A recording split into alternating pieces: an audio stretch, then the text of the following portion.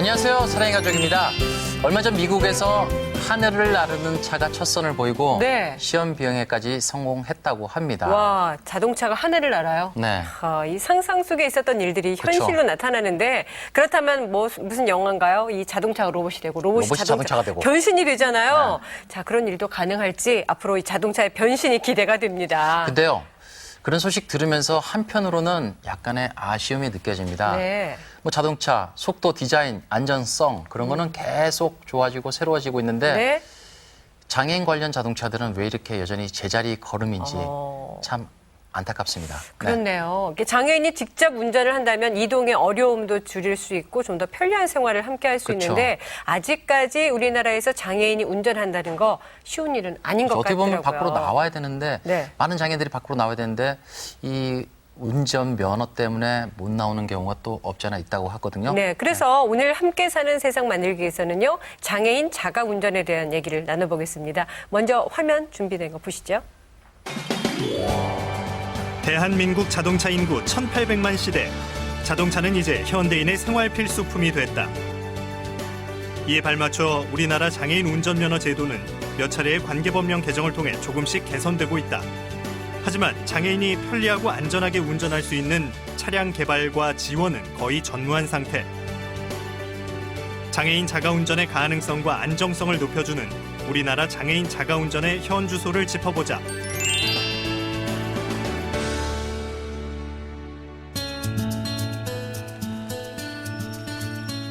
매일 아침 8시 30분 남민 씨의 출근이 시작된다.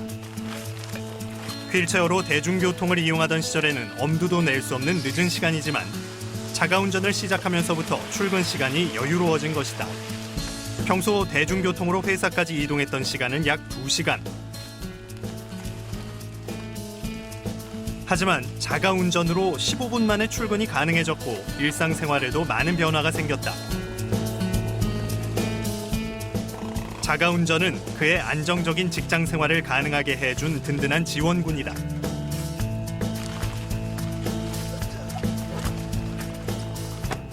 그전에는 일반 대중교통을 이용하고 그리고 또 서울시에서 하는 그 장애인 콜택시를 이용하는데 장애인 콜택시 같은 경우는 기본이 2~3시간을 기다려야 되기 때문에 빨리 오면 엄청 빨리 오는데 근데 자기 차가 생기면서 이런 시간 같은 약속 같은 것도 지킬 수 있는 거고 그리고 뭐 사람들이랑 만나고 싶을 때 언제든지 만날 수 있는 거고 편리함이라는 장점만큼 자가운전을 위해서는 감당해야 할 과제도 있다. 경제력이 있어서 차를 운전하는 경우는 많이 없어요. 왜냐면은 거의 대부분이 저하고 똑같은 생각 가질 건데 정말 서울 그러니까 특별시가 정말 장애인이 생활하는데 좀 많이 불편함이 있는데 그걸 해결하기 위해서는 차가 필요한 거고 어떤 일을 하든지 간에 차를 가지고 운전을 하고 다닌다면은 그러니까 장애인들이 엄청 편한데 그런 지원 자체가 없기 때문에 그러니까 거의 빚을 내서라도 중고차를 사거나 차를 사려고 많이들 하는 거죠. 자가운전은 사회활동이 늘어난 장애인에게 중요한 이동수단이다. 하지만 장애 유형에 맞는 차량 구입의 부담은 당사자들 몫으로 남는다. 남민 씨가 근무하고 있는 장애인 복지관. 이곳에는 복지사로 일하는 장애인이 많은데 가정 방문 등의 외근이 잦은 이들에겐 자가운전은 단연 큰 관심거리다. 그 장애인이 탈 수 있게끔 이제 개조를 해야 되겠고요. 예, 뭐 그런 것들이 조금 어려운 점이 있었죠. 이제 손으로 작동할 수 있게 해주는 거 요거를 핸드 컨트롤이라고 하는데요. 뭐 이것도 그 밖에 나와서 이제 설치를 하려면은 한 40만 원, 뭐 50만 원 뭐 이렇게 줘야 되는 걸로 알고 있어요. 예, 그리고 이제 그렇게 해주는 것도 많지가 않고요. 과연 장애인이 안전하고 편리하게 운전하기 위해 필요한 조건은 무엇일까? 먼저 살펴볼 것은 차량 개조 분야다. 악셀레이터, 브레이크 그렇게만 다 해드려요. 손으로 운전할 수 있게. 그리고 핸들을 편하게 돌릴 수 있게 자동 그 핸들봉까지는 다 달아드려요. 예. 뭐 어디든지 말씀하시면 저희가 출장팀이 있으니까 장애인분들은 궁금한 거 모든 거 있으시면 일단 전화로 물어보게 돼. 내가 일단 운전할 수 있나? 그런 차가 있는데 그 차도 개조를 할 수 있나? 개조를 하면 비용은 얼마나 들을까? 내가 직접 못 가니까 좀 와서 해줄 수 없나? 그런 거예요. 그런 거에 모든 거 대답해줘야 돼. 한참 하루에 저는 한 50통씩 받아요, 전화를. 궁금한 거. 장애인은 신체적인 근력이 약해 판매되고 있는 일반 자동차를 운전하기에는 무리가 있다. 때문에 운전을 하기 위해서는 자신의 장애 유형과 운동 수준에 맞게 개조된 자동차가 반드시 필요한데 장애인 자동차 개조 부분은 크게 세 가지로 나눌 수 있다. 신체적 기능 장애를 대신해 보완해 줄 수 있는 운전 보조 장치와 운전자가 스스로 차에 오르내릴 수 있도록 장착한 탑승 보조 장치, 그리고 휠체어를 차량 내로 탑재하기 위한 이송 보조 장치가 기본이 된다.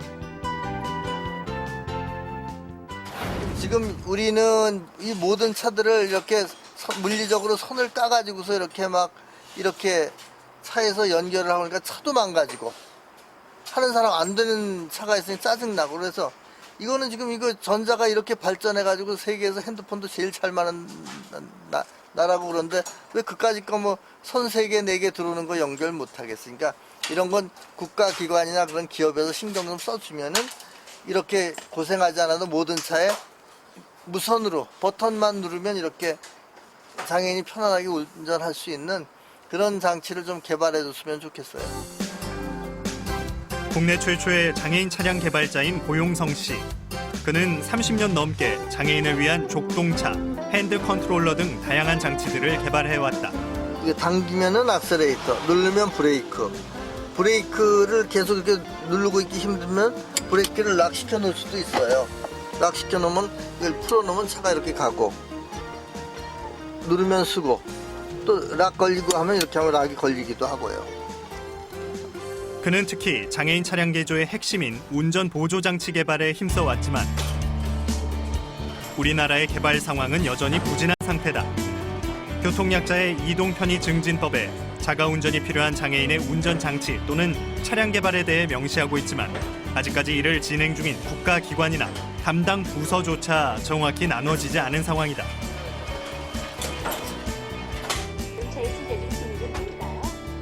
잠시 쉬는 시간, 사랑의 가족 영국 특집에 지체장애 수영 선수의 자동차에 그의 눈이 번쩍인다. 오토매틱 변속기 차량이니까 자동이니까. 장애인 운전에 대한 관심과 지원만 있다면 우리나라도 영국 못지않은 기술 개발의 가능성을 보일 수 있을 것 같은 아쉬움이 비친다. 이제 출발해볼까요? 이 특별한 브레이크만 있으면 운전도 능수능란합니다. 우리가 이제 저런 걸 저 친구한테 만들어준다고 하면은 지금 만든 것보다 조금 더 편하게 만들 수 있겠네. 팔이 짧으니까. 지금 달아놓은 건 이제 팔이 안 잘라진 상태로 이렇게 하는 거고. 그렇잖아요. 좀 팔이 짧으니까 아까 이런 거 누르는 거 힘들어 보이잖아. 핸들에. 그러니까 그런 걸 좀 더 자기 가까이 하면은 의자 좀 편하게 기대가지고. 얘는 지금 기대서 못 하잖아, 운전을. 그렇죠? 이렇게 하고 하니까. 그렇게 하면 그런 모습들이 보인다. 그거죠.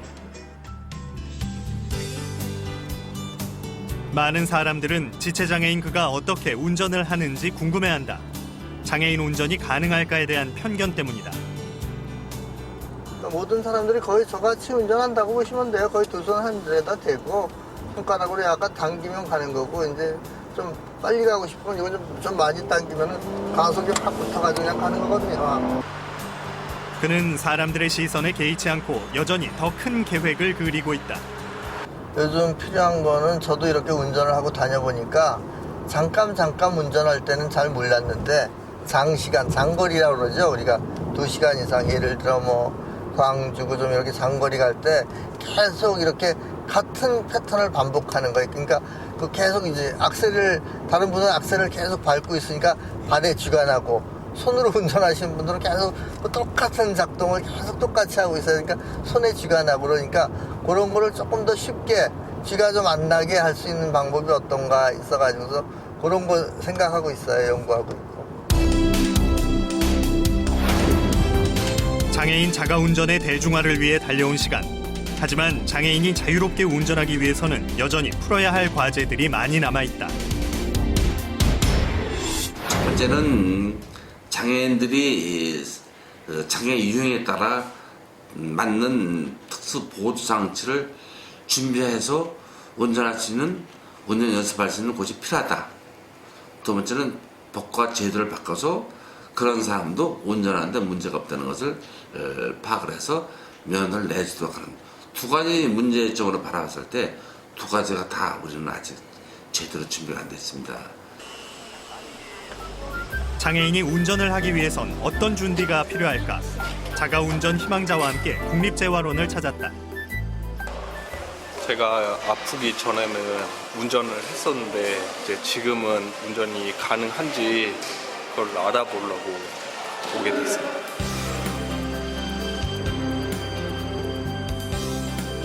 이곳에서 먼저 시행되는 건 시뮬레이션 검사. 이를 통해 운전자의 운전 능력 평가와 함께 운전 시 어떤 보조 장치가 필요한가에 대해 평가한다.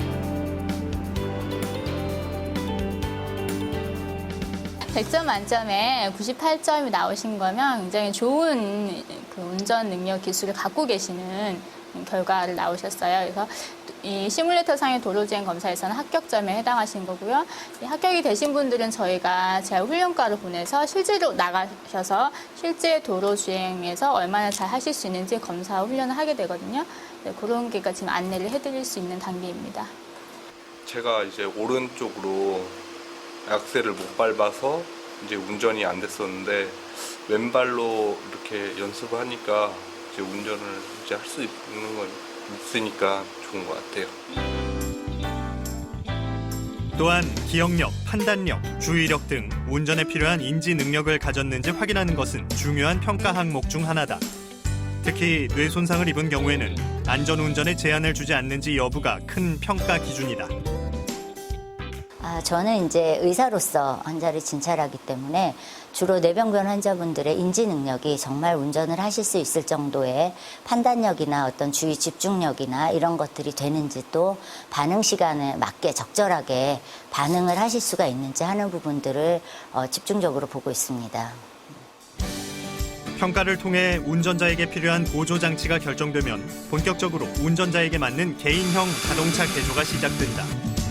이때 차량 선택에서부터 그 외에 필요한 보조 장치의 선택 여부는 상담을 통해 본인이 결정하게 되며 개조에 대한 법적 문제를 검토하는 것은 담당자의 도움을 받는다. 예, 이분은 검사 결과 우측 편마비이셔서 이제 우측 손하고 다리를 쓸 수 없기 때문에 거기에 해당되는 보조기구를 장착하고요. 우측 다리로 할 수 있는 자동차의 그 장치는 엑셀레이터를 조작해야 되기 때문에요.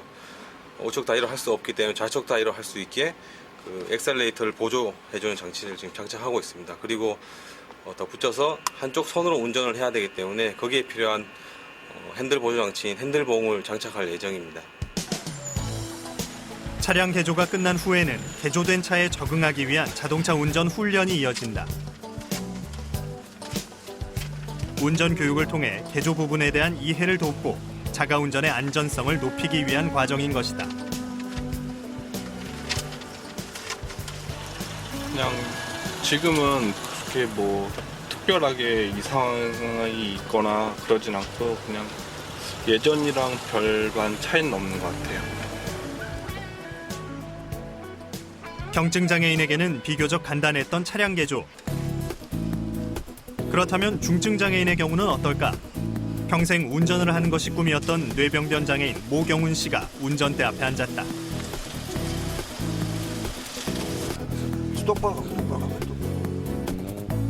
수없이 운전면허 시험을 볼 수 없다고 통보받았던 경훈 씨. 그가 번번이 탈락의 고배를 마시게 된 건 중증 장애인이 운전할 수 있는 차량이 없다는 이유 때문이었다. 장애 유형에 따른 다양한 장치 개발이 부족했던 것이 바로 경훈 씨의 운전 가능성과 기회마저 박탈해버린 것이다.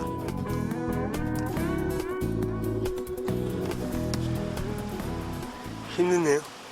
발로 하는 게 그렇게 익숙치가 않아갖고 예, 덥네요. 무지.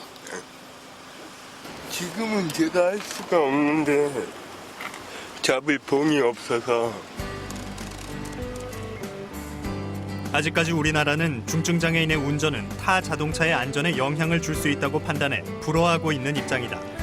이에 따라 자연스럽게 개발도 저조해졌다.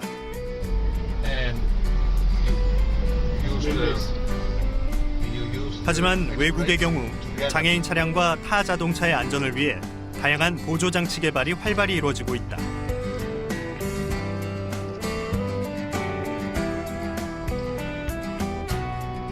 많이 안타깝죠. 저는 제가 그 운전을 꼭 해보고 싶다라는 게 저의 또 이 꿈이기 때문에 나름대로 운전을 좀 해보고 싶겠다. 뭐 언젠가는 내가 꼭 해봐야지라고 생각은 하고 있는데 그 참 쉽지가 않네요. 아직 그 어떤 접할 수 있는 기회조차 갖지를 못하는 거기 때문에 어떤 이런 여러 가지의 보조 기구들을 이용해서 충분히 할 수 있을 거라는 생각이 드는데도 불구하고 한번 해보지도 못하는 거죠.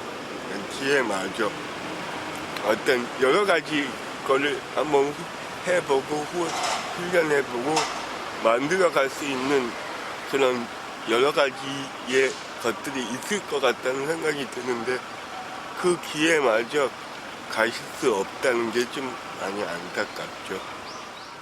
차량 개조의 문제는 단순히 개발에 국한된 것이 아니다. 이는 장애인 차량에 대한 수요를 낮추고 낮은 수요는 다시 개발에 대한 인식을 흐리게 하는 근본 문제가 되기 때문이다.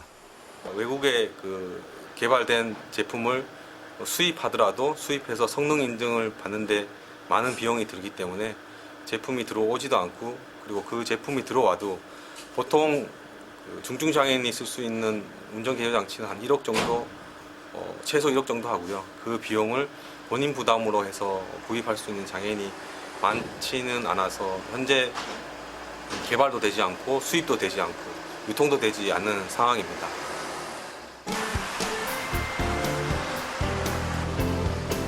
얼마 전 열렸던 국제장애인 기능올림픽 대회의 한 전시장. 여기서 우리는 장애인 차량 개발에 대한 해결책을 찾아볼 수 있었다. 유난히 사람들의 발길이 이어졌던 우리나라 중소기업의 복지차. 중증 장애인도 휠체어를 탄 채로 탑승해서 운전까지 혼자 할 수 있도록 개조됐으며 개별적 보조장치 지원도 가능하다. 정부의 지원으로 개발을 시작할 수 있었는데 앞으로 보급을 위해 다른 차에 비해 저렴한 가격으로 판매될 예정이다. 정부의 지원, 중소기업의 개발, 차량의 보급이 하나로 뭉쳐 힘을 발휘한 좋은 예가 되는 것이다. 장애 특성에 맞게끔 개조하는 거는 국가에서 지원을 해줘야 부담 없이 개조를 해서 편안하게 활동하는데 편안하게 할 수 있는 게 돼서 좀 더 장애인들이 많이 돌아다니고 활동할 수 있지 않을까 그런 생각이 듭니다. 그걸 개인적으로 안 와서 다 알아서 하라는 거는 사실 좀 나오지 말라는 소리랑 똑같은 거예요. 지금 현재는 우리가 그분들에 맞는 걸 최대한 수용을 해드리, 즉 다시 말해서 맞춤형 차를 만들어준다고 봐야 되죠. 근데 제일 지금 원하는 게 이제 운전장치들이 자기 그 장애에 따라서 최적화하는 장치를 좀 해줬으면 좋겠다. 이게 이제 그분들의 꿈이죠. 우리나라에서 장애인은 사회적 편견과 제도적 무관심 속에서 운전을 감당해가고 있다. 장애인들의 필요를 듣고 귀를 열었을 때 장애인과 비장애인 모두가 행복해질 수 있는 날은 멀지 않을 것이다. 그 장애인이라고 해서 뭐 이제 그 기능상 비장애인들보다 이렇게 떨어지거나 이런 거는 없어요. 저 같은 경우도 이제 그 주위 분들이 저를 보고 되게 운전을 아주 잘한다고 이제 그런 얘기를 많이 들었거든요. 되게 차분하게 운전을 한다고 되게 안정적으로 한다고. 네, 예. 그래서 그런 편견 같은 거는 안 가지셔도 될 것 같아요. 예. 그렇습니다. 네, 장애인이 면허를 따서 또 운전을 한다는 거. 네. 아, 이건 뭐 산 넘어 산이고 아주 참. 그 한 장애인이 이런 말씀하셨잖아요. 한번 뭐 죽기 전에 꼭 운전 한번 해봤으면 좋겠다. 근데 네. 그럴 기회조차가 없는 게 참 안타깝다는 말이 참 가슴 와닿습니다. 네, 오늘 이런 내용들 자세히 얘기 나눠보겠습니다. 대림대학교 자동차학과의 김필수 교수, 또 장애인 운전장치 제작 전문가시죠. 고용성 씨 함께했습니다. 네. 안녕하세요. 안녕하세요. 고용성 씨는 오랫동안 이렇게 자동차, 그러니까 장애인 자동차 보조기구를 이렇게 개조를 하고 그런 일에 종사를 하셨는데 네. 예전에는 장애인들이 운전한다는 것 자체, 그 자체가 굉장히 힘들었을 것 같아요. 지금은 좀 간간히 보입니다만. 제가 처음 이렇게 그 운전했을 때는 30년도 훨씬 더 됐는데 네. 그때는 진짜 저같이 운전하는 사람도 없고 이런 게 없었어요. 네. 네. 국내에서 그러니까 오토매틱이라고 하니까 노클러치 차를 생산 안 할 때였기 때문에 운전하기가 참 힘들었죠. 그럼 고용성 씨는 어떻게 이렇게 장애인 자동차로 이렇게 개조를 해서 운전하게 됐습니까? 그래서 저도 그 장애인이 운전한다고 하는 거는 그냥 외국에서 이렇게 나오는 그 뉴스 같은 해외 토픽으로만 봤었는데 네. 우연한 기회에 자동차 옆자리에 앉아서 이렇게 라디오를 들으려고 키를 돌렸는데 네. 차가 막 덜컹덜컹 시동이 걸려서 가는 거예요. 이제 지금 생각하면은 뭐 이렇게 일단 기아를 넣는 것 같았어요. 네. 그러니까 그러니까 세루가 돌면서 차가 가서 거기서 이제 힌트를 얻었죠. 발로 밟지 않았는데 차가 저기 갔으면 손으로도 조작하면 차를 갈 수 있겠다 해가지고서 오토매틱 차도 아닌데다가 이렇게 스틱, 쇠막대기를 많이 달아서 3개 달아서 클러치 누르고 1단 누르고 이렇게 좀 클러치를 빨리 뛰면 시동이 꺼지고 조금 늦게 뛰면 차가 서서히 스타트가 되더라고요. 그래서 출발할 때는 핸들을 살짝 놨지만 그다음부터는 좀 클러치를 빨리 뛰어도 돼서 이제 그다음부터 운전하는 건 문제가 없이 오토매틱이 아닌데도 잘 갔는데 그다음부터 이제 그런 문제들이 많이 발생을 하더라고요. 그러니까 네. 그 면허 제도가 없는 거예요. 그렇죠. 아, 그렇겠다. 장애인이 운전을 할 수는 있지만 네. 면허를 딸 수 있는 길이나 이런 게 없었어요. 네. 고용성 씨가 그렇게 운전에 대한 그런 뭐랄까 강한 열정이 있었기 때문에 네. 우리가 지금 이렇게 편하게 그 장애인 보조 장치로 인해서 운전할 수 있는데 근데 고용성 씨가 무면허로 8번이나 입건 당했다고 합니다. 참 대단하십니다. 네, 그렇네요. 장애인은 운전할 수 없다. 그래요. 이런 편견 자체가 어떻게 보면 장애인들이 운전하는 데 있어서 많은 영향을 주는 것 같아요. 사실 우리나라 관련 운전면허 관련 제도가 일반인을 위한 제도였습니다. 네. 장애인의 이런 배려에 대한 부분이 전혀 없는 상태였거든요. 그러다 보니까 아까 자료에도 보다시피 경증 장애인은 운전면허를 딸 수가 있지만 중증 장애인, 뭐 뇌병변이나 아니면은 근육 위축이라든지 이런 분들도 충분히 운전을 할 수가 있거든요. 네. 근데 일반인의 시각에서 볼 때는 이런 분들이 운전하게 되면 교통사고나 이런 것들이 더 많아질 가능성이 있다라고 네. 생각을 하는데 외국의 자료 나온 거 보면 전혀 없다는 겁니다. 그만큼 요새 기술 발전이 많이 돼 있고 아쉬운 것 중에 하나는 우리나라의 자동차 기술이 2, 3년 사이에 세계 최고 수준까지 올라갔기 때문에 네. 전기 전자나 각종 센서나 시스템이 굉장히 잘 돼 있습니다. 근데 네. 장애인 보조 장치에 관련된 부분이 바로 그런 부분이거든요. 그렇죠. 모터나 아니면 인터페이스 회로나 아니면 컨트롤 시스템 같은 거 충분히 우리가 얼마큼 노력하느냐에 따라서 국산화시킬 수가 있고 운전할 때 불편함이 전혀 없다는 거고 제가 보기에는 일반인보다 더 잘하는 분도 더 많을 것 같아요. 얼마큼 제도적으로 만들어주느냐 또 관련 장치를 얼마큼 활성화시키느냐 이런 전체적인 부분들이 좀 아쉬운 부분이 많다고 볼 수 있습니다. 네. 그렇군요. 그렇게 자동차 운전에 대해서 안전하지 않을 것이다라는 그런 이제 편견, 그래서 그렇죠. 장애인들은 운전할 수 없다라는 거, 그거 인식 좀 바꿔야 되지 않을까라는 생각이 드는데, 근데 사실 나한테 맞는 차가 없다면 실기 시험을 볼 수도 없는 거잖아요. 그렇죠. 네, 힘들 거고 또 어렵게 면허를 땄어도 차가 없으면은 꼭 무용지물인 셈이잖아요. 네. 우리 교수님 말대로 우리나라가 이렇게 모든 전자산업이 많이 발전했는데 아직까지도 옛날식으로 다 이렇게 뭐 선을 연결하고 이렇게 해서 쓰고 있거든요. 네. 그래서 그런 거 보면 그런 게 많이 좀 아직도 좀 미지근한 것 같아가지고. 그래요. 그런 데서는 좀 개인이 이렇게 할 수 있는 건 지났다고 봐요. 저는 그렇네요. 어떻게 30년을 했는데도 요거밖에 발전을 못 시켰을까요? 그러니까는 이거는 좀 혼자 힘으로는 안 되는 거고 네. 좀 전문하시는 분야에서 힘을 합쳐가지고 하면은 지금 있는 거에 몇 배 더 좋은 제품을 만들 것 같아요. 그래요. 그렇다면 이렇게 장애인이 운전하는 모습이 더 이상 특이한 일이 아니고 자연스러운 일로 만들기 위해서는 네. 우리가 어떤 노력이 필요할까요? 자동차 기술 수준 세계 최고 수준입니다. 또 친환경 자동차 같은 전기 자동차에 관련된 모터나 컨트롤러 이런 시스템은 장애인 보조 장치를 쓰기에는 굉장히 활성화하기 좋은 부분이거든요. 네. 이런 전반적인 부분을 지금 지원해 주는 거, 정부에서 법적인 부분들, 또 면허증 제도에 대한 부분들, 전체적인 점검을 통해서 즉 국민들, 또 산학연관, 특히 강조하고 싶은 건 자동차 메이커, 수익 모델은 안 되지만은요, 중소기업에 맡기지 마시고 좀 더 적극적으로 이 기업 윤리라는 측면, 또 배려에 대한 생각을 가지고 메이커였으면 적극적으로 참여했으면 생각이 듭니다. 그래요. 어떻게 보면 이게 장애인 자가 운전이 삶을 개척하는 데서 중요한 수단 중에 하나로 이제 그렇죠. 바뀌고 있는데요. 네. 장애인이 운전하는 모습이, 장애인 운전을 하면서 사회 활동하는 모습이 더 이상 낯설은 모습이 아닐 수 있도록 네. 우리 모두 관심과 노력을 가져야 될 것 같습니다. 네. 오늘 함께해 주시는 김필수 교수 그리고 고용성 씨 말씀 고맙습니다. 고맙습니다. 고맙습니다. 네, 오늘 준비한 내용은 여기까지입니다. 저희는 이 시간 더 따뜻한 소식으로 찾아뵙죠. 네, 고맙습니다. 고맙습니다.